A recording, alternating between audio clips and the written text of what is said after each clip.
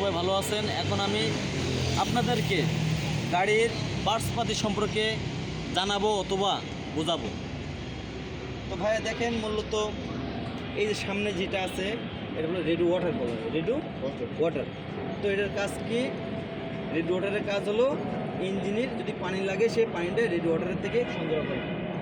আচ্ছা, তো রেডি ওয়াটারের পানি যদি শেষ হয়ে যায়, রেডি ওয়াটার কোথা থেকে সংগ্রহ করবে? অবশ্যই রেডি ওয়াটারের আলাদা রিজার্ভ ট্যাঙ্কি দেওয়া আছে।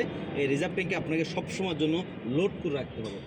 এখানে পানি কালার হয় তিনটা, একটা রেড কালার, একটা ব্লু কালার, আর সাধারণ পানি।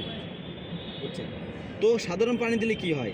সাধারণ পানি দিলে পানির ভিতরে যদি কলের পানি আপনি দেন, সে পানিতে আয়রন থাকে, আয়রনের কারণে আপনার জায়গাটা ব্লক হয়ে যেতে পারে। তো সেক্ষেত্রে আপনাকে আয়রন মুক্ত পানি দিতে হবে। যেমন দোকানে কিনতে পারেন পানি পাওয়া যায়, দেন ব্লু কালারের পানি আমি দিয়ে রাখছি, রেড কালার পানি আছে, সেগুলো আয়রন মুক্ত পানি। এগুলো দিলে আপনার যত যে রেডিয়েটরের পার্টস পাতি আছে ইঞ্জিন পর্যন্ত সেগুলো ফ্রেশ রাখে।